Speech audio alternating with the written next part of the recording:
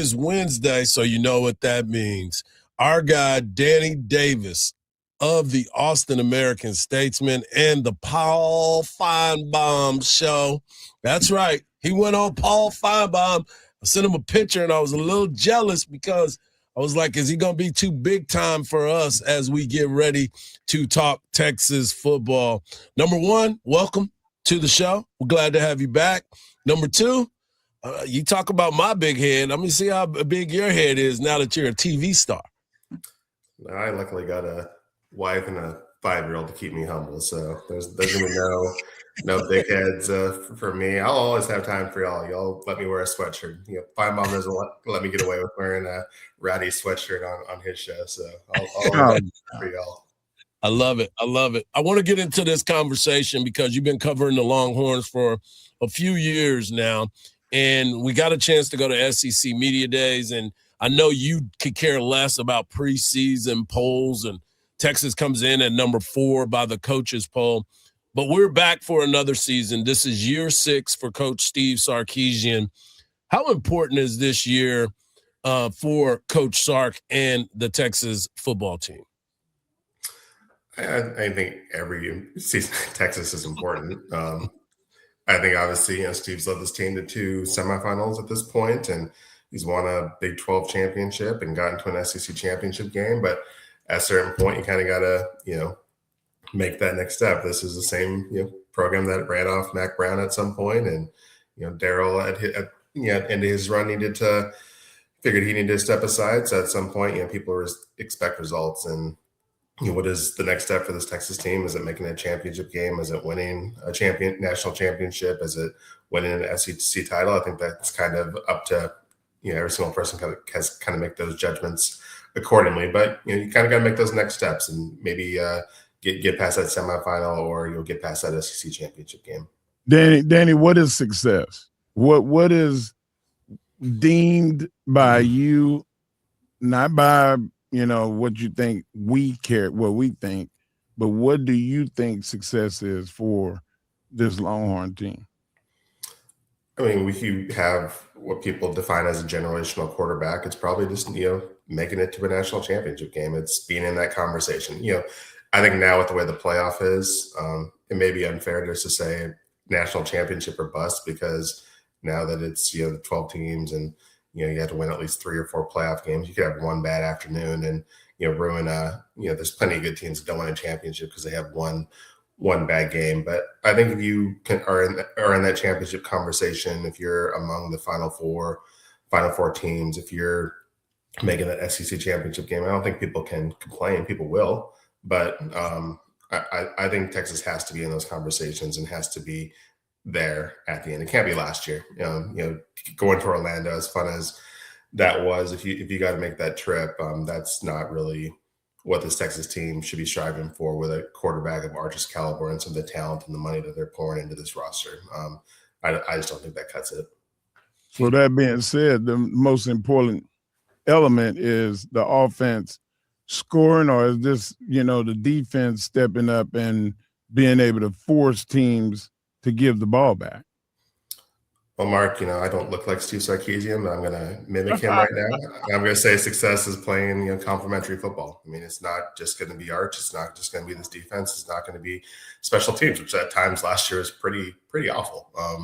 So every part of this team has to play well to survive the gauntlet that is this season and survive the gauntlet that is the SEC. This is a tough schedule. I think 7 of the teams that were in that preseason poll are on it, and I'm sure a couple other teams will pop up and surprise throughout the season. So, I mean, you're not going to get away with, Texas trying to score 40 points each week, because that's not going to happen. You're not going to get away with Texas trying to hold teams down to 0 points. I mean, the offense is going to have to complement the defense, which is going to have to complement special teams, which is going to have to complement the offense and make a whole circle or whatever cliche. I'm trying to think of what Steve's going to say when we talk to him later today about what success is for this team. But he's going to say something about complementary football. So I'll just say that here.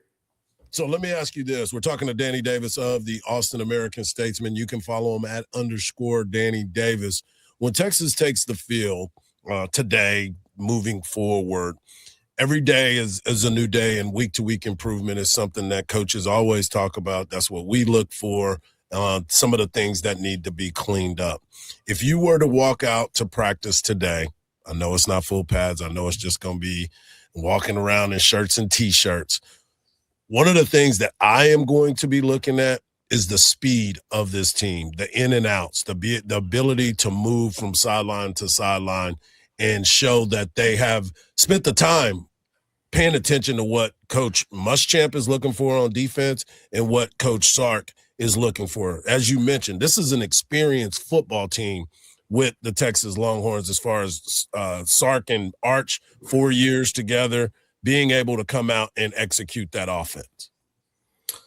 Yeah, I mean, these early practices are, I mean, it's great to get out there. It's great to see everyone. It's great to kind of get that countdown started. But, you know, what does speed mean on August 5th or what was today? August 5th? August 6th? Yeah. You did good. You did good. You did on the timing. 5th. What exactly does speed mean without pads and people not really being able to touch you? What do these offensive drills mean when, you know, if anyone gets within, 10 feet of Arch, they're going to be doing up downs. That's one person you definitely can't touch this time of year. But I mean, I think all of us, I think I said this maybe last week, but I think all of us will be lined up during the offensive drills to see what, an Arch to Cam Coleman ball looks like. All of us will be lined up to see what, some of these younger guys who we expect to emerge or have to step up look like. We're going to be wanting to see what Emmett Mosley, who looked good at times last year, but was also injured for parts of times last year. So I think kind of the rapport and kind of connection on this offense as we start throwing on pads and get to that point of the season, the little time that Texas is going to let us see, we'll kind of want to see what this defense looks like under Muschamp. I'm not sure if we're going to see much physicality in these practices, at least of segments we're allowed to look at. But defensively, what does that depth chart look like? What do these formations look like? Et cetera, et cetera. So we're going to have to get the most out of our little practice windows, but there'll be still some stuff to glean from those windows. I do want to say this because no thud, no play will definitely be in effect coming up in a couple of weeks. But you mentioned something that I don't think we talk enough about, and that's the special teams, how important this special teams is going to be. We also obviously know about the return game with Ryan Niblett, but we got brand new deep snapper, holder, punter, and kickoff guy. This is going to be a big test for Kelvin Banks, for Coach Banks and this Texas football team. Yeah, this Texas takes a lot of pride in special teams. That was not something that was their strength of this team last year, which I think was kind of a theme. I mean, we can't say complete strength. Ryan Niblett was great. At times, he definitely won them some football games, but the kicking, the punting, all that stuff.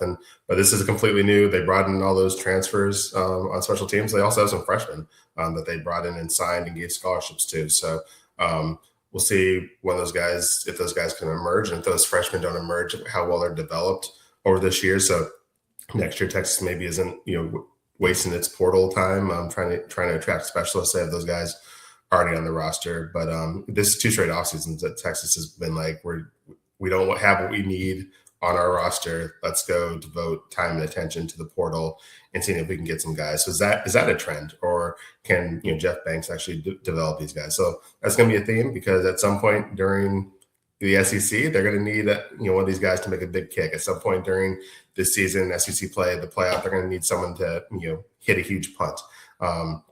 We're all confident in Ryan Niblett. Obviously, the coaches and the SEC media are confident in him as well. But what do some of those other guys look like? Is Jeff Banks on the hot seat? I mean, I may have put him on there, but obviously he's Steve's guy, and Steve obviously has confidence in him, and what he's done with the tight ends and on special teams in totality. I think is keeping him around, because they keep giving him raises in extensions, and I think Steve must like what he sees, but behind the scenes. But obviously, if you're just looking at it from a 400-foot view or whatever that phrasing is, you'd probably have some questions about Jeff, but Steve obviously does not have the same questions that we do. I need you to get your cliches locked in, because we're going to hear a bunch of them today. 7:30 in the morning. I just got up. I'm not cliche ready yet. Hey, I'm not holding you to it, Danny. It's too early. My man, Danny Davis of the Austin American-Statesman. You can check out all of his work over at the Statesman. And, of course, you can follow him @_Danny Davis, or check him out on Paul Finebaum Show. I'm sure he's going to be a regular once this season gets. Everyone was busy. I was like the last call they made, so I was one person who picked up. Don't expect this on a regular basis. We appreciate you, brother. Have a good one. See ya. All right, there he is, Danny Davis of the Austin American-Statesman.